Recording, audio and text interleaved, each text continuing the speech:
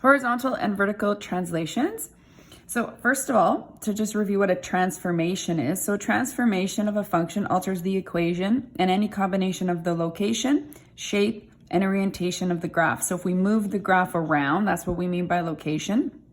The shape would be if we make it narrower or wider, that kind of thing. And the orientation would be like if we flipped it upside down or sideways. So a translation is what we're going to look at specifically here in these examples. That's referring to when we move the graph up, down, or left or right. So it's specifically just moving the graph around. So if we have a vertical translation, that would shift it up or down. The equations that we use would be y minus k equals f of x, or which is referring to any graph of f of x, or rearranged, I prefer it in this format, where we would say y equals, and we would take the function, whatever the graph is, so f of x, and we would say plus k, and that would mean the graph would move up or down k units, so depending on what number this is. Horizontal translations would shift left or right.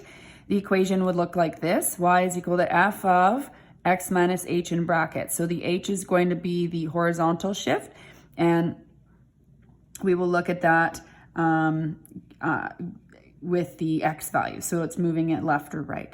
So putting this together, the equation can look like this: y minus k equals f of x minus h, or again, I prefer moving the k on one side and having everything to have y equals by itself, so that you're a little more familiar probably with this format, because then it really looks similar to the equation of a parabola, which is y is equal to a x minus h squared plus k in standard form, or we sometimes call that vertex form.